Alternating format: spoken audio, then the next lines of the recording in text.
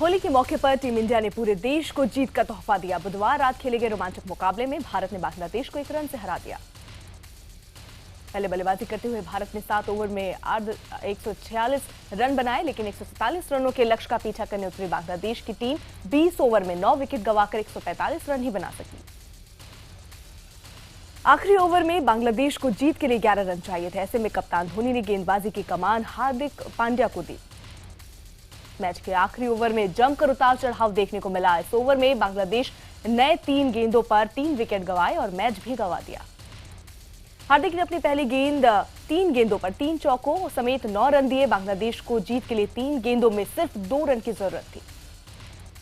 इसके बाद हार्दिक ने अगली 2 गेंदों पर बदुल को कैच आउट करा दिया। 1 गेंद बाकी थी और बांग्लादेश को 2 रन की जरूरत थी। पांड्या ने आखिरी ओवर की आखिरी गेंद सौगात को फेंकी, जो कि बल्ले पर नहीं आई। फिर भी दोनों बल्लेबाज रन के लिए दौड़ पड़े, लेकिन दूसरी ओर से धोनी ने दौड़कर रहमान को रन आउट कर दिया। रहमान के आउट होते ही टीम इंडिया जीत के जश्न में डूब गई। इस जीत के साथ ही टीम इंडिया ग्रुप 2 में नंबर दूसरे पर पहुंच गया। इस जीत के साथ ही भारत के सेमीफाइनल में पहुंचने की उम्मीद बढ़ गई। वहीं बांग्लादेश लगातार 3 मैच हारकर सेमीफाइनल की दौड़ से बाहर हो चुकी है। ग्रुप 2 से न्यूजीलैंड पहले ही सेमीफाइनल में जगह बना चुकी है। जीत के बाद कप्तान धोनी ने बताया कि आखिरी गेंद से पहले अपने एक हाथ का दस्ताना खोल दिया था, ताकि वो गेंद से सही निशाना लगा सके। भारत की ओर से अश्विन और जडेजा ने शानदार गेंदबाजी की और 2-2 विकेट भी झटके अश्विन को मैन ऑफ द मैच चुना गया। मैच के बाद प्रेस कॉन्फ्रेंस में जब धोनी से एक रिपोर्टर ने टीम की परफॉर्मेंस पर सवाल पूछा तो वो नाराज हो गए। उन्होंने कहा कि लगता है आपको टीम इंडिया की जीत से खुशी नहीं है। टीम इंडिया की जीत पर प्रधानमंत्री नरेंद्र मोदी ने बधाई दी। उन्होंने ट्वीट करके कहा कि मैच बेहद रोमांचक था, भारत की जीत से वो खुश है। महानायक अमिताभ बच्चन ने ट्विटर पर लिखा कि अब मैं सांस ले सकता हूं। टीम इंडिया ने शानदार खेल दिखाया, आखिरी 3 गेंदों पर हैट्रिक अविश्वसनीय है। क्रिकेटर सुरेश रैना ने ट्वीट करके कहा कि आखिर तक जीत उम्मीद नहीं छोड़नी चाहिए और जीत से पहले कभी सेलिब्रेट नहीं करना चाहिए। T20 वर्ल्ड कप के ग्रुप 1 के मुकाबले में इंग्लैंड ने अफगानिस्तान को 15 रनों से हरा दिया। हालांकि अफगानिस्तान ने इंग्लैंड को आसानी से जीतने नहीं दिया। पहले बल्लेबाजी करते हुए इंग्लैंड ने 20 ओवर में 7 विकेट पर 142 रन बनाए। जवाब में अफगानिस्तान की टीम ने 9 विकेट गंवाकर 127 रन ही बना सकी। T20 वर्ल्ड कप में आज कोई मुकाबला नहीं खेला जाएगा। भारत में होली पर्व को देखते हुए आईसीसी ने आज रेस्ट दे रखा है। होली को देखते हुए आईबी ने दिल्ली, एनसीआर और पंजाब में टेरर अलर्ट जारी किया। आईबी ने जानकारी दी है कि 26 फरवरी को 6 आतंकी पंजाब के रास्ते भारत में घुसे हैं, जो त्योहार का फायदा उठाकर आतंकी हमले को अंजाम दे सकते हैं। यूपी के लखीमपुर खीरी में होली के जश्न के दौरान 2 पक्षों में मारपीट हो गई। इस हंगामे में 4 लोग घायल हो गए और 3 बाइकों को आग लगा दी गई। बहराइच में होली के हुड़दंग के दौरान 55 लोग घायल हो गए। अलग अलग इलाकों में हुए झगड़ों में घायल इन लोगों से पुलिस पूछताछ कर रही है। जौनपुर में होली की मस्ती में घायल लोगों की तादाद इतनी ज्यादा बढ़ गई कि अस्पतालों में और मरीजों को रखने की जगह ही नहीं बची। कई लोगों को डॉक्टर इलाज देकर घर भेज रहे हैं। होली मनाने से पहले देश भर में बीती रात होलिका जलाई गई। होलिका दहन में लोग अपने परिजनों और दोस्तों के साथ शामिल हुए और सबके मंगल की कामना की। पटना में लालू यादव के घर होली का जश्न देखा गया। इसमें मुख्यमंत्री नीतीश कुमार भी शामिल हुए। मथुरा में भी होली का रंग जमने लगा है। यहाँ लोगों ने बांके बिहारी मंदिर में कान्हा के साथ होली खेली। होली के मद्देनजर यहाँ भक्तों की भारी भीड़ है। मध्य प्रदेश के उज्जैन के मशहूर महाकालेश्वर मंदिर में आरती के दौरान होली का रंग देखने को मिला। भस्म आरती में पुजारियों ने महाकाल के साथ होली खेली। पूरे देश पर होली का खुमार चढ़ चुका है। ऐसे में स्पाइस जेट की क्रू मेंबर्स भला कैसे पीछे रहते। स्पाइस जेट की क्रू मेंबर्स ने फ्लाइट में अलग अंदाज में पैसेंजर के साथ मिलकर होली खेली। जम्मू कश्मीर के राजौरी में जवानों ने आम लोगों के साथ मिलकर होली खेली। पुंछ में सरहद के पास 12 जाट रेजिमेंट के जवान होली के रंग में रंगे नजर आए। कोलकाता के जाधवपुर विश्वविद्यालय में भी होली का खुमार छाया रहा। यहाँ देशद्रोही नारों की वजह से माहौल खराब हो गया था, लेकिन होली के अवसर पर छात्र जमकर झूमते नजर आए। पटना में लोगों ने पीएम मोदी और सीएम नीतीश कुमार के मुखौटों को लगाकर होली का पर्व मनाया। महाराष्ट्र सरकार ने इस बार सूखी होली खेलने की अपील की है। सरकार ने होली के दौरान सार्वजनिक जगहों पर और स्विमिंग पूल में पानी बर्बाद न करने के आदेश दिए हैं। सुनंदा पुष्कर मामले में दिल्ली पुलिस की एसआईटी को जल्द ही सुनंदा और शशि थरूर के मोबाइल फोन और लैपटॉप की फॉरेंसिक रिपोर्ट मिलने वाली है।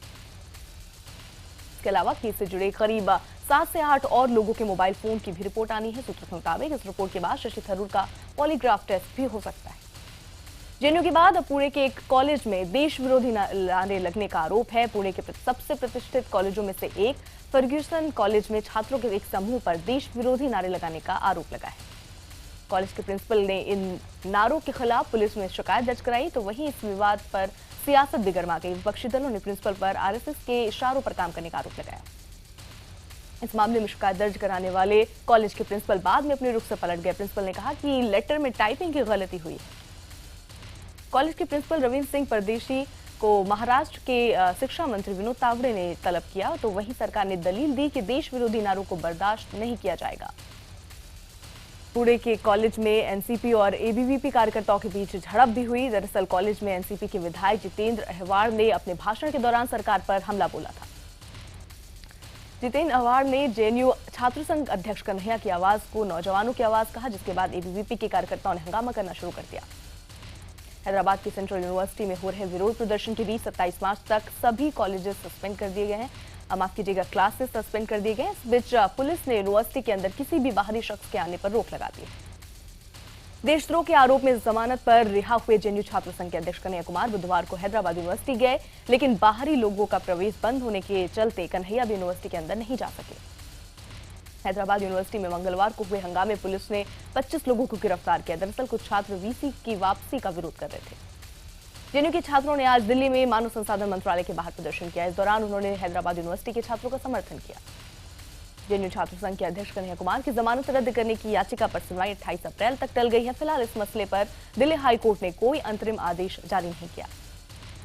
हाईकोर्ट में दिल्ली पुलिस ने कहा कि इस मामले की जांच चल रही है और वो किसी नतीजे तक नहीं पहुंच पाई है। वहीं कन्हैया के खिलाफ 3 याचिकाओं के मामले पर दिल्ली पुलिस ने कुछ भी कहने से इनकार कर दिया।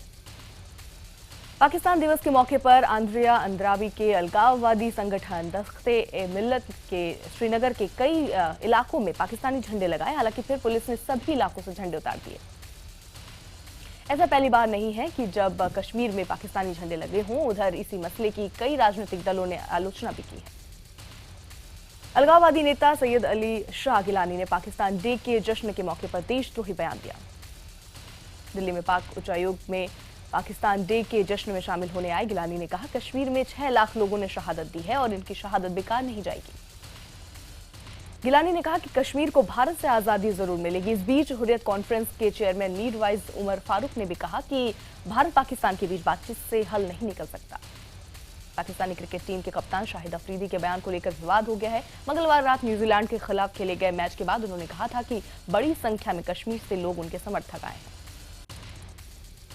शिवसेना, कांग्रेस समेत कई दलों ने उनके बयान की आलोचना की। वहीं बीसीसीआई ने कहा कि खिलाड़ियों को ऐसे बयान से बचना चाहिए। पीडीपी अध्यक्ष महबूबा मुफ्ती आज अपने पार्टी के विधायकों से मुलाकात करेंगे और पीएम मोदी से हुई मुलाकात के बारे में बताएंगी। बैठक शाम 4 बजे श्रीनगर में महबूबा के सरकारी आवास पर होगी। इस बीच बीजेपी नेता राम माधव ने कहा कि पार्टी महबूबा मुफ्ती के अगले कदम का इंतजार करेगी। बता दें कि मंगलवार को पीडीपी चीफ महबूबा मुफ्ती ने पीएम मोदी से मुलाकात की थी। केंद्र सरकार ने कर्मचारियों की होली का तोहफा दिया। दरअसल सीसीईए ने कर्मचारी का डीए 6% बढ़ाए जाने की मंजूरी दी। ये बढ़ोतरी 1 जनवरी से लागू होगी और इसका फायदा मौजूदा कर्मचारियों के साथ साथ पेंशन भोगियों को भी मिलेगा। मनी लॉन्ड्रिंग केस में हिमाचल के सीएम वीरभद्र सिंह की मुश्किलें बढ़ गई हैं। ईडी ने वीरभद्र सिंह को 8 करोड़ की संपत्ति जब्त कर ली है।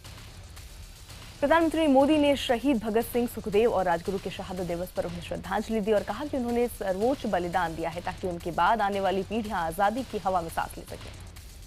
पीएम ने ट्वीट कर कहा कि मैं भगत सिंह, राजगुरु और सुखदेव को उनके शहीदी दिवस के अवसर पर नमन करता हूं और पीढ़ियों को प्रेरणा देने वाले उनके अदम्य साहस और देशभक्ति के लिए उन्हें सलाम करता हूं। वहीं दिल्ली विधानसभा में तीनों शहीदों की प्रतिमाओं का मुख्यमंत्री अरविंद केजरीवाल ने अनावरण किया। ब्रसेल्स ब्लास्ट के 3 संदिग्धों की तस्वीरें सामने आई। इनमें से 2 को आत्मघाती हमलावर बताया जा रहा है, जिनके धमाके में मारे जाने की आशंका जताई जा रही है। वहीं तीसरे संदिग्ध को सुरक्षा बलों ने जिंदा पकड़ लिया। बताया जा रहा है कि इन संदिग्धों में 2 सगे भाई थे। उधर आईएसआईएस ने इस हमले की जिम्मेदारी लेते हुए और हमले करने की धमकी दी है। इतना ही नहीं, आईएस ने हमले के बाद जश्न भी मनाया। ब्लास्ट के बाद यूरोप समेत पूरी दुनिया में अलर्ट जारी किया गया। वहीं ब्रसेल्स एयरपोर्ट को गुरुवार को भी बंद रखने का फैसला किया गया। बेल्जियम में धमाकों के बाद भारत में मेट्रो, एयरपोर्ट समेत कई जगहों पर सुरक्षा कड़ी की गई है। केंद्रीय गृह राज्य मंत्री हरि भाई ने खुद मेट्रो की सुरक्षा का जायजा लिया। इंडिगो के 10 विमानों में बम होने की खबर से हड़कंप मच गया। चेन्नई में इंडिगो के हेड ऑफिस में एक शख्स ने फोन करके ये जानकारी दी। हालांकि जांच के बाद ये खबर गलत निकली। इससे पहले मंगलवार को जेट एयरवेज के दिल्ली से उड़ान भरने वाले 5 विमानों में बम की सूचना के बाद हाई अलर्ट जारी कर दिया गया था। भोपाल में बुधवार शाम मुख्यमंत्री सचिवालय के कमरा नंबर 523 में भीषण आग लग गई। आग की चपेट में आकर दफ्तर में रखे तमाम महत्वपूर्ण दस्तावेज जलकर खाक हो गए। 4 घंटे की मशक्कत के बाद दमकल की गाड़ियों ने आग पर काबू पाया। पुलिस और सचिवालय के अफसर देर रात तक इस आग से हुए नुकसान का आकलन करने में जुटे रहे।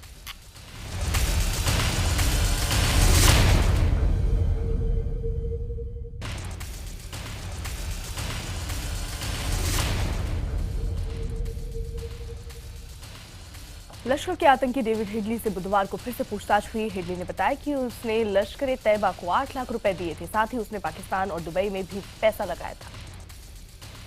हेडली ने बताया कि 26/11 के मामले में उसे गिरफ्तार किया गया। तब वो ड्रग तस्कर के रूप में काम कर रहा था और ड्रग्स के केस में वो अमेरिका में 2 बार गिरफ्तार हो चुका था। राजधानी दिल्ली के लोगों को बीते 2 दिन भारी ट्रैफिक जाम का सामना करना पड़ा। Nizamuddin, RTO, ring road, NH24 समेत दूसरे इलाकों में लोग जाम से जूझते नजर आए। दरअसल भैरव मार्ग पर सड़क धंस गई, जिसकी मरम्मत के चलते ट्रैफिक डाइवर्ट करना पड़ा। इससे आसपास के इलाकों में लंबा जाम लग गया। दिल्ली सरकार के मुताबिक मरम्मत का काम सोमवार तक पूरा हो जाएगा। महाराष्ट्र के नासिक में बीजेपी और शिवसेना के कार्यकर्ताओं में ही आपस में भिड़ंत हो गई। आरोप है कि बीजेपी के कार्यकर्ताओं में शिवसेना के कार्यकर्ता आ धमके और फिर आयोजन स्थल पर जमकर हंगामा किया। मथुरा में NH2 पर खड़े बियर के ट्रक में अचानक आग लग गई। इस दौरान ट्रक धू धू कर जल उठा। बाद में पहुंची दमकल की गाड़ियों ने आग पर काबू पाया। लुधियाना में एक कपड़ा फैक्ट्री में अचानक आग लग गई। आग इतनी भयानक थी कि बुझाने के लिए दमकल की 30 गाड़ियों को लगाना पड़ा। कई घंटों की मशक्कत के बाद आग पर काबू पाया गया। गाजियाबाद के कविनगर इलाके में एक दर्दनाक सड़क हादसे में एक बच्चे समेत 2 की मौत हो गई, जबकि 5 लोग घायल हो गए। पीड़ित परिवार का कहना है कि लालकुआं के पास पीछे से आ रही काले रंग की स्कॉर्पियो कार ने उसकी इको कार को जोरदार टक्कर मार दी। हादसे के बाद स्कॉर्पियो का ड्राइवर वहां से फरार हो गया। ओलंपिक कांस्य पदक विजेता बॉक्सर विजेंद्र सिंह ने बुधवार को प्रधानमंत्री नरेंद्र मोदी से मुलाकात की। मुलाकात के बाद विजेंद्र ने कहा कि देश के नौजवानों की तरह वो भी प्रधानमंत्री के फैन हैं। विजेंद्र ने कहा कि प्रधानमंत्री नरेंद्र मोदी को बॉक्सिंग की काफी जानकारी है। साथ ही उन्होंने विजेंद्र से उनके आगे होने वाले मैचों के बारे में जानकारी भी ली।